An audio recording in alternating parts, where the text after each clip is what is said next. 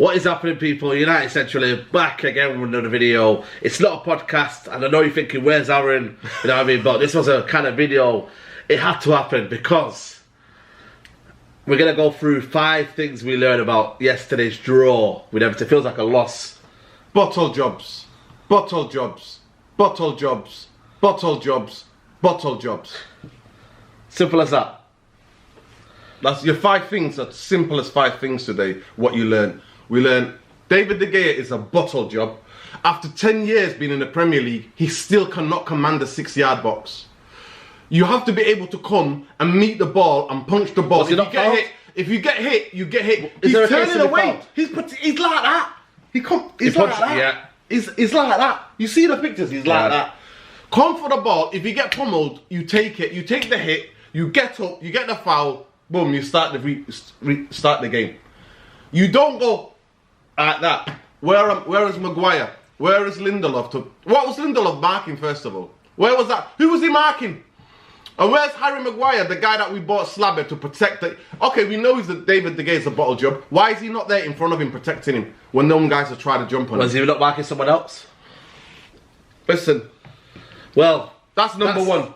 That's number one. David De Gea, in 10 years of being in the Premier League, can still not command the 6-yard area. He cannot command. You see other keepers, they take the pressure off their teams. Yeah. They come and show for the ball. They get the fouls, get the free kick, and they roll out. Every keeper has their frailties, you know what I mean? If that's his frailty, then, you know what I mean? But that's his biggest frailty. Biggest frailty. Anyway, that's been Nuradeen's already ruthless, you know what I mean? But my 5 things that I want to touch on, what we learned is, first of all, why can't we break down to smaller teams? Second, why are we lacking a creative midfielder? Massively. Must buy in January.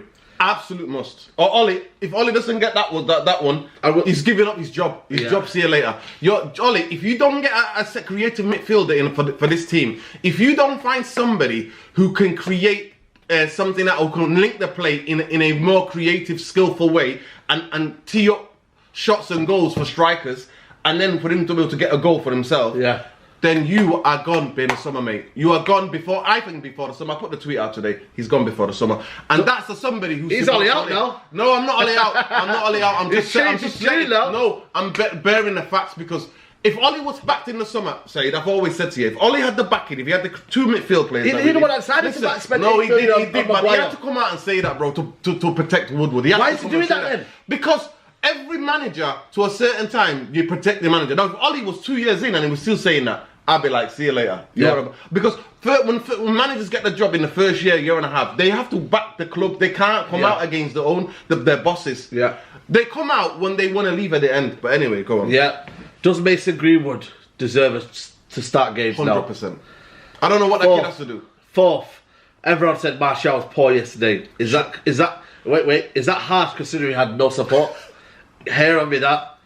And the last one is, should Ollie adopt a 4-4-2 at home? Do we need a 4-3-3? Well, we'll start with the first one. Why can't we break down teams? Because we don't because without Pogba, we don't have the creative. Now, yesterday, Fred did all of the passing forward. He did all of the battling. He carried McTominay yesterday. He was carrying McTominay. I thought it was one of his poorest games this year. Yeah, McTominay was good. I understand he's come back from injury. He gave a lot into the City game. And sometimes the emotional level, Manchester Derby, you come down from that into a game like this. But people don't understand that. Everton fans and Everton's football club hate us. Fergie might have liked them and loaned them players to them. They are Scousers. Scousers and Manx, we're like oil and water. We love each other. We both fucking vote for the right people. But anyway, let's not get political. No political in this. Anyway, that's the only thing we share in common, we agree on, right? Is our politics. Scousers and Manx. Majority of Manx, anyway. But they hate us. To them, it's a massive derby. It is, look, we're 45 minutes away. 35 minutes if the motorway is clear from Liverpool. Yeah. Right? So it's a massive derby for them. Burnley is another massive derby for them. These teams see Man United as a derby. Right? We didn't see them as a derby. But what went wrong then yesterday? How do we not break down Everton? Let's say first 10 minutes, if James scored and Lingard scored, it'd be a different story. I get it. Check my tweets. Yeah, I know, I seen it. But football's not simple as that though. Bro. Chances come and go. That's the old saying in football. But with this team, bro, one thing you know. With this team, we play in little moments, right? We're a team, like you said, we play in moments. Certain players play in moments. Freestyle. We play in moments. In those moments when the things don't come, the old Man United teams, if that doesn't come, there was a patience. Yeah. There was a patience. Play the football. Let's keep the ball moving. Let's not rush at things. Yeah. Let's not snatch at things. Keep moving. We'll create more chances. Another massive thing as well.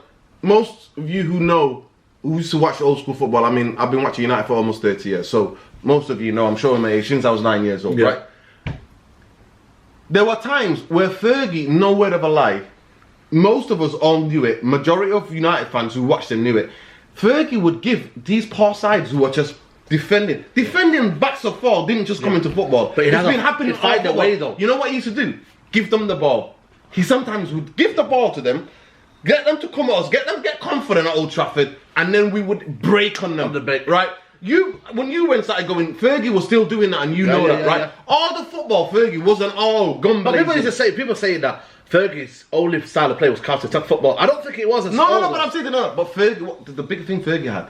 He had the players though. Fergie had the players, and Fergie could quote to crap players. And this is the thing I'm still waiting for Ollie to do, right? I'm still being patient for Ollie, and I think how much patience can we have?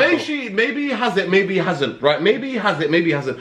It's that Fergie would get crap players to make them believe that they were the fucking greatest. But you're looking at Leicester there, you're thinking, why can't Ollie change something? Why can't you just, go and just, start off on the front and just, build it again? But then again, from the 30th minute, Everton bossed again. Yeah, to be fair, we did. The first 25 minutes. Is it a mentality though? No. First 25 minutes. You know what it's like? I don't want to get too adult rated. But when you shoot your shot, you shot your shot. Yeah. the shot. Man. It's like we shot the shot in the first 25 minutes. And the rest of it, we were in bed, right? But this is the thing I'm trying to explain to you. What Duncan Ferguson and Everton did, what they did was, they had one midfielder. No. What they did was they had like 5 at the back. Yeah, but one midfielder. And one of them was coming out to meet Martial, right? One of them, and so they made out so there's 4 at the back. And Hall get pushed. And Hall got up, and then they had that kid who could have got a red card. He should have got a red card. He should have got, for those 2 yellows, he should have got a red card. Anyway, but that's another matter. That referee, anyways, well, let's not talk about that. He wants to be the centre of attention all the time. Exactly, that referee. But what it was, the first 25 minutes, we shot our load. We then Everton thought, right, that's all they got. Duncan Ferguson was saying, if you've seen him on the TV, you could see anyway. I don't know if you could see where he was sitting. He kept saying like, And all they did was get the ball to what's his name, Richarlison and Calvin Lewis.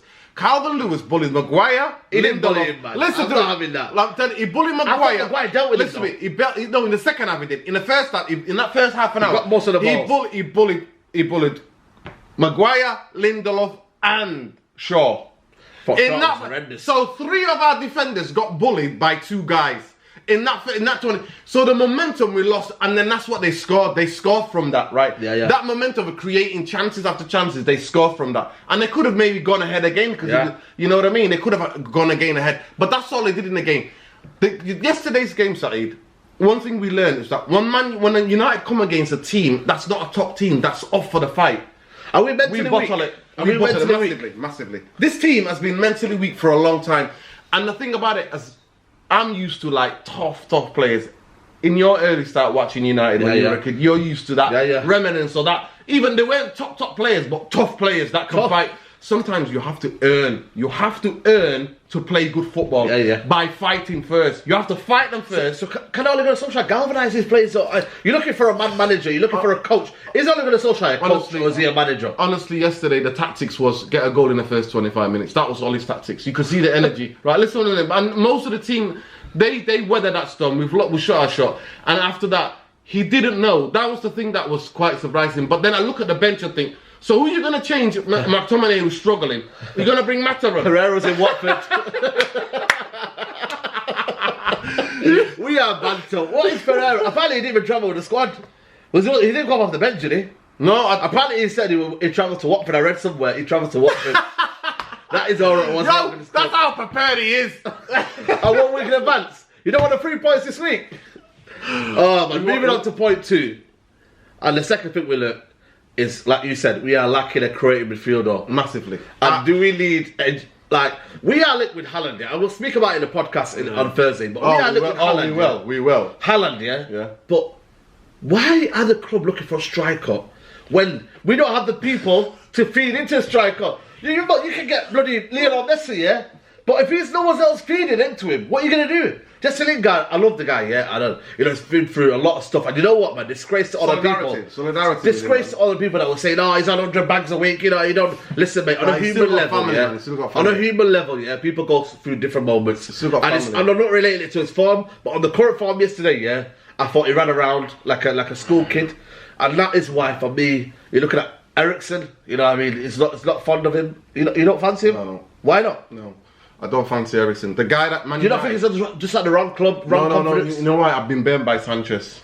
I got burned by Sanchez. But he's 27, look. It don't matter, bro. I've been burned by Sanchez. Man who's not pulling trees up in the club. You know what? It sounds like Sanchez too.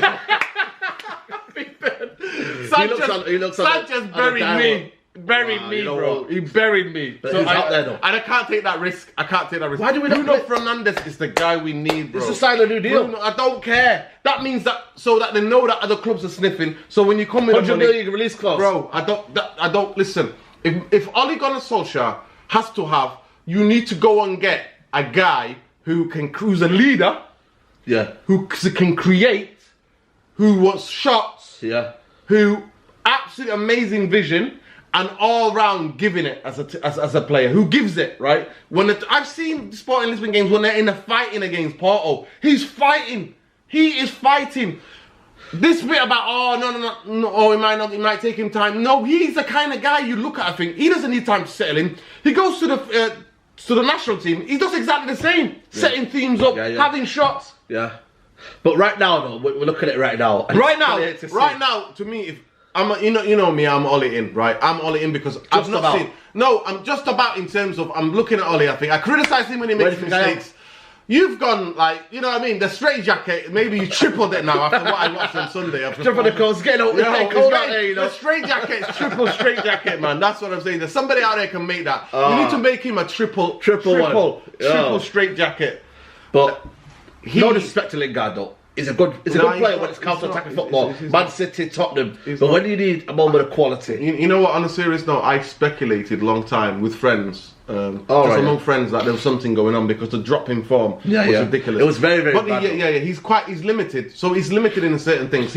Like I said to you on the podcast, he's an invention of British movement game in terms of quick, fast, counter-attacking British movement game where he can take the ball on the turn in a counter-attack and he can link play. But when there's people in front of him, he's very difficult. You know what he almost does? He almost runs around in a little mini circle. And they're trying to find him, but they're thinking, listen, I'm trying to find you here, but the ball it's not going to get to you, the ball. No. And then you've got Andres Pereira, who isn't really good enough in that hole. Juan Mata, you know what I mean? People like Ricky saying Juan Mata is good enough to side of 10, but I just don't know, man. We need to strengthen in January. January is a must. And this is the biggest thing for me why I'm Ole in. I don't Ole in because, like he says, everybody accuses me of having a duvet covers of Ole. You are. The duvet covers are gone anyway. They've gone. Over there? They're gone. The duvet covers are gone. The posters might be there. You know, one or two might be around. But because if Ole had the players that other managers have had, if Ole had Herrera and Ole was... He sold him. No, he didn't. He didn't sell him. He got off well before. You know what they offered him? This most people don't understand. He's on 250 bag or even almost 300 bag a week. Why not give it him? And you know how much contract Paris Saint-Germain give him? 5-year contract. Yeah. So that's the difference. That he's securing his family's future, his generation. And why not? His kids' future. Yeah. That's what he's securing. Yeah. We're not. If he had honestly, if Ole had Herrera. And Ole had Pogba that was fit, Martial that was fit most of the season. On the serious note, I'll be on quadruple straight jacket saying, Ole, you're done out here. You're not the guy. Get yourself out. The reason why I'm Ole in because I understand what he's trying to do in terms of changing the mentality of the club, in terms of the type of players that want to play for this club. And what he's doing, he's trying to bring the youth. I mean, look at, no way if Jose was there another season or any other manager would come, Allegri would come, he's giving Mason Greenwood a chance. Even though, Ole, I plead to you again. Like, I'm here, I'm getting hung to dry, mate. Hung to dry around here, Same season, right? Same season. And I'll say this, right? The kid gets a penalty, gets 2 goals, Well, and in a game at home, if you're not going to start him at a game at home, let's start with when are you going to start with him? Let's start with it. Does Mason Greenwood deserve a chance? Of course he does. After that, he keeps bailing us out. Young players, you know what? Young players especially, they thrive on rhythm. You know what? They thrive on the rhythm. And you have to be able to award them. No, I don't ask about resting him. If you start him and you see him, you see him out wide, right? So he could have played the same position he would have played, right? Yeah. If you would have seen him out wide, or even maybe behind, right, or even Martial in the number 10, I swear, people will look at me and go, "Are you crazy?" Because I'll come to it. Martial, basically, I'll come to Greenwood there. Martial comes as the number 10, turns. There's not another one of him. He can't then pass to Martial, the number 9. There's not twins. They haven't got a twin brother. He hasn't got a twin brother. He can't drop deep and then pass it to the, because the ball can't always go to the ball out wide. He can't. He has to go penetrate through the middle. Mason Greenwood, for me, I would have started him yesterday. I would not have started Lingard. I would have started Mason. Is that in hindsight though? No, it's not in hindsight. The kid just scored 2 goals. But Lingard had 2 goals against a very defensive team. That's what they call AZL, man. Yeah. He just got 2 goals and was involved. They only conceded 4. And he was involved in the 3rd goal. It was his penalty because he was his Lingard had a good game against Tottenham. No, you don't, because you give the kid. We need goals. We need goals against Everton team. They're not going to be. They're injury ridden, right? All their creativity is not there, right? They're going to try very hard, just long balls to try to get something. And that's what they did yesterday, didn't they? So you need quick goals. If then Greenwood is gassing after half time, you take him off, bring Lingard on fresh legs. Yeah. But you start with a kid who's got the goals and is on that confidence.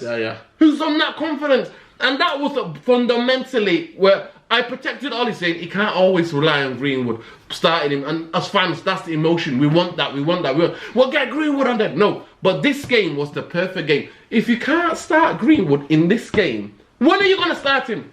That's the question. Is Ollie going to be brave enough? He's got Daniel James on the right. He's got, Rashford on the left. Lingard was the guy. Then you bring him off to have that energy. Does he keep on Lingard because of the stuff that he does off the pitch? Off the ball, sorry. In some sense, yeah. But we need at home. For the away games, Lingard is good. But for the home games, when there's an incentive to win. We need technique grafters. And you think now, if that kid had a half or 60 minutes in that game, he would have got another goal. I promise you, Saeed, he would have got another goal. Easy. And to me, yesterday when I was watching, I'm moving obviously, and I'm packing stuff, and I'm like that on my phone, like putting a box down like that. Put it on top, and I'm screaming at my phone. Get him on now. What are you waiting for? He brought him up 20 minutes ago. Well, he was busy flicking through the sheets.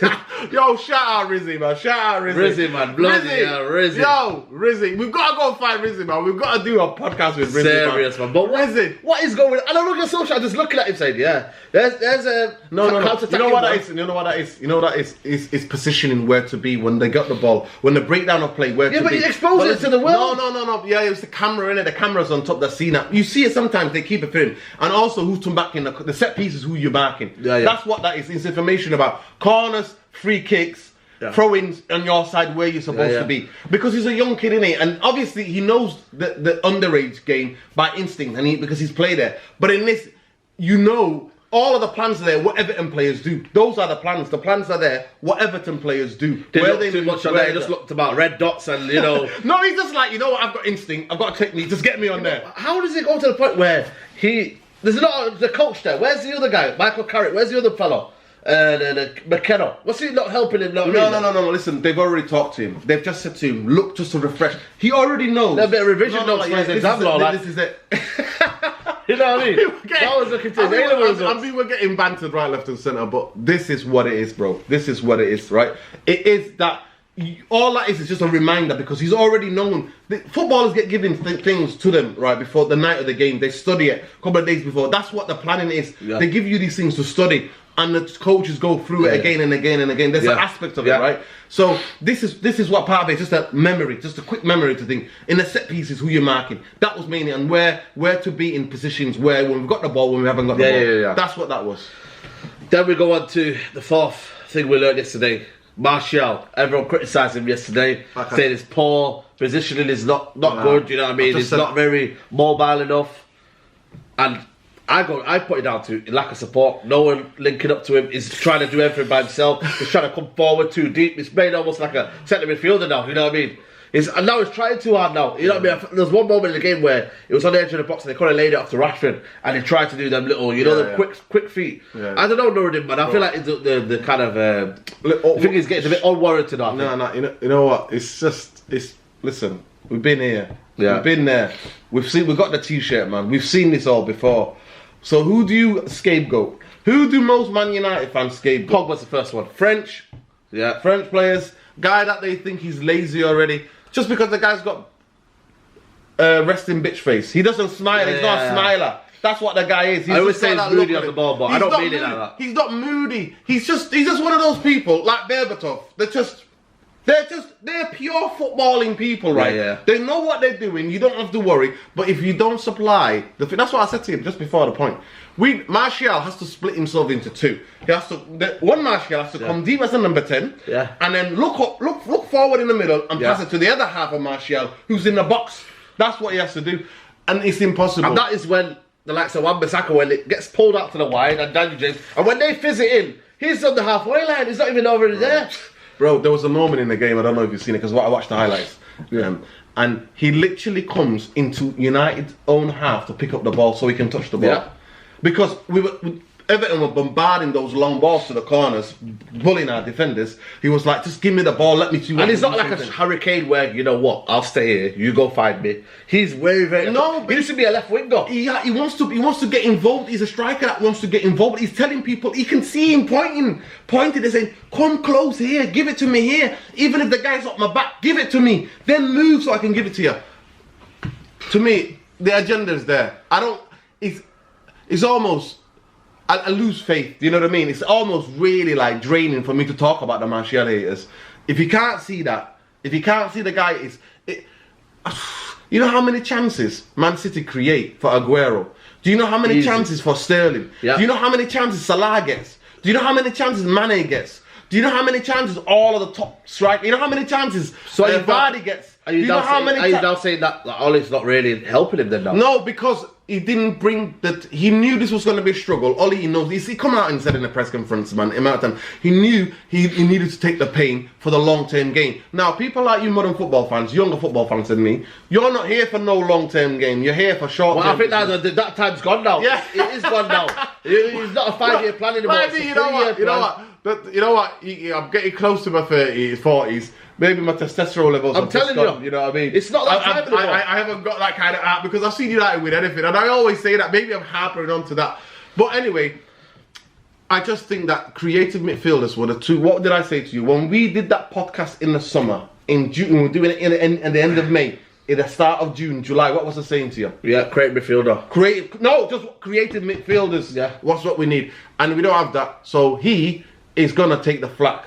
But he's got big shoulders enough to take it. So I just know that. Please, I just love to say to you, I love you all. I respect your opinions, but please just educate yourselves a little bit about strikers and how without service you can't do nothing. No. And it's a different question when they're giving him the service and they don't bury them in. That's a different question. And the only little thing I could add, any of you, I just want you to do some homework. I want you to, before you get all excited about that Haaland kid, right? I want you to go and watch his last games and his goals. He is the tapping merchant. Now, I'm not saying that he's young enough, right? He can develop his game, but he's a tapping merchant. We can't even create chances for the striker we have now. What chances are we going to create for the guy who's the whole team of that Salzburg whole team worked. Japanese guy. All week, the twins all worked to set him up. So why is Ollie going for him then? Ollie now wants him. It's only him that wants him. Because I don't want him. Because he's Norwegian. Because he's thinking the Norwegian kid is going to fire me. No.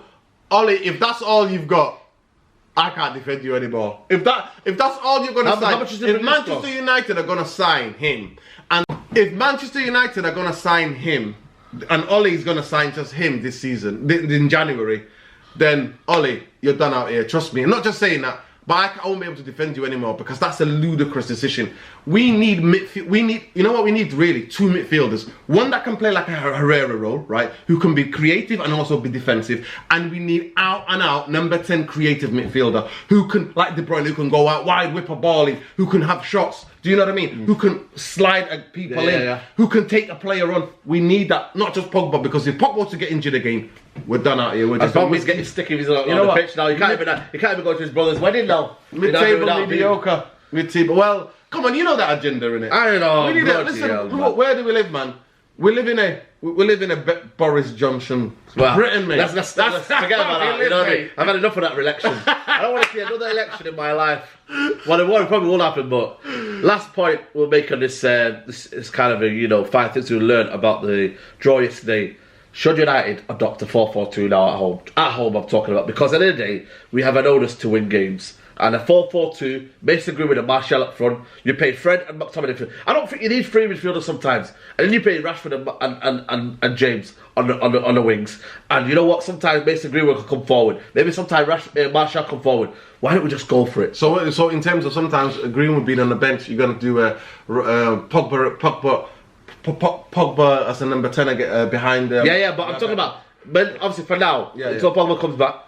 4-4-2 at home. You know what? You have to me as a coach, when things are not working. Why is 4-4-2 always the option? And the same thing, mainly because the game's dominated in midfield, and we lack heavily in midfield, right? We lack. So to cover up that bit of it, we need to have, because other teams have more settled, better midfield than us. But is the game won? I know the game's won in midfield, but if you have the quality up front, unless we do. Unless we do what Everton did, we lump it forward. Wow. And we get Calvin Lewis. Well, but the thing is though, with the 4-4-2 is, you have the 2 midfielders and they're very energetic, McTominay and Fred. To me, they'll do all the running midfield. They won't get outrun. I think. You know what? To do that, they have to be some of the best mobile teams. Like I remember. I mean, most of you who don't know, the best 4-4-2 team I've seen. They won a World Cup, right? It was the Brazil team in '94. And they had Dunga, the captain, and I forgot the other guy's name. And they literally, so what they had, 2 super attacking fullbacks. They had 2 super attacking fullbacks. I forgot the names. One is Leonardo. I don't know who the other guy was, but they were super attacking. I think he might have been. I forgot the Brazil. The used to play for AC Milan. But anyway, under comments you can tell me. Cafu, maybe it was Cafu and Leonardo. No, right? I don't think Cafu was that time. Maybe it was somebody else. But what those 2 did. So when they got attacked, right? The 2 centre midfielders used to just fill in as a back 4. They would go into those positions, and they would attack. But Luke Shaw yesterday, obviously, I was really angry, and his emotions are straight after the game, right?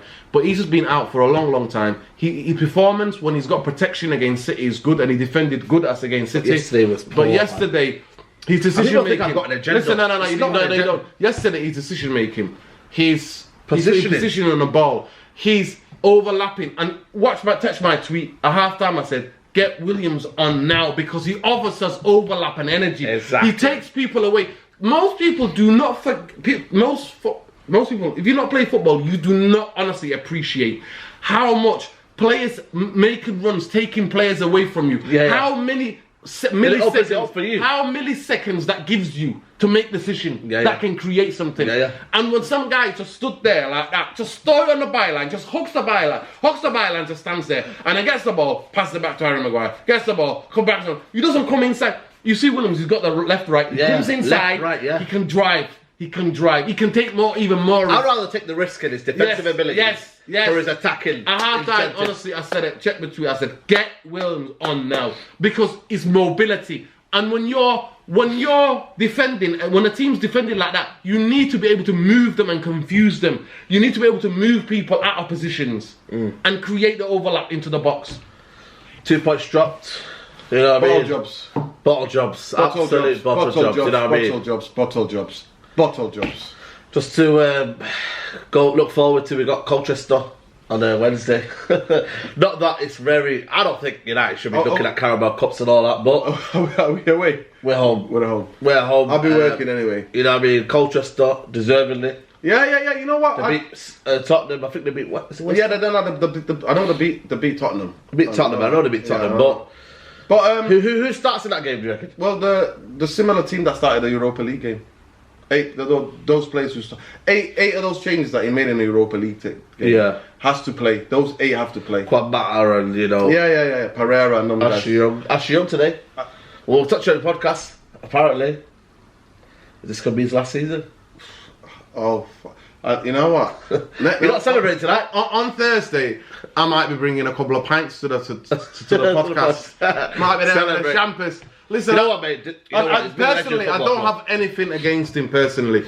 But he was done out here last season. He was done out here. No, not for me. I won't say he's a legend. 10 years though? Yeah, 10 years he's give. He'll get a testimonial. It's not like Jones. Well, it's friends and family, mate. Exactly. Yeah, Jones said that. This is somebody who's in the know. Told me. Jones said. He jokes about when people, other players ask him about what about your testimonial? Are you coming up to a testimonial? He said, I don't want one because I think only my mum and dad and 2 friends might come. Wow. It's just not worked out for him, has it? No, for me, you know what? One thing I would say about Ashley Young, obviously he's got a family and all of that, and I understand the money's cushy, and I know that he wants to play, and I know that even as a footballer, when you're coming to, I'm not a footballer, so I can sympathise with him in that sense. He's coming to the end of his career, but some of the performances stunk out of the place, man. And at the beginning, he was a good, hard-working guy, leader, dedicated. Yeah. You don't see him in the newspapers. You don't see him coming out of, drink driving or falling out of a club or whatever. You know what? He's kept himself in good condition. Yeah. Listen, he came to Man United to be dedicated.